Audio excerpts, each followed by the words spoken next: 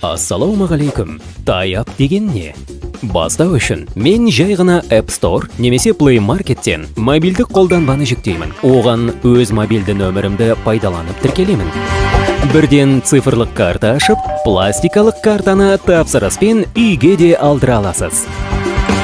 Әрбір транзакция сайын маған лезде хабарлама келеді. Ал қолма-қол ақшаны мен Шымкент, Дубай немесе Ыстанбұл болсын, әлемнің кез келген банкоматынан аламын. Мен жақындарым мен достарыма бірнеше секундта ақша аударып, дәл қолданбаның ішінде 4 валютаға айырбас жасаймын.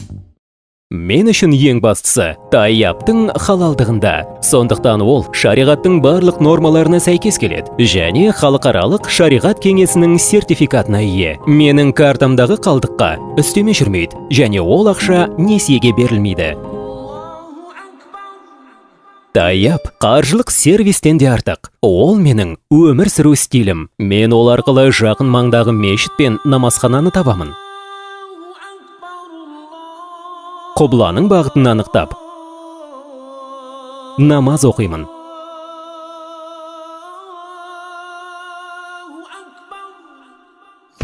Халал дәмхананы табуға да көмектеседі. Маған өз өмірімнің салты ұнайды, ал Таяп оны ыңғайлы етеді. Таяп, сенің алғашқы цифрлық ислами қаржылық сервисің.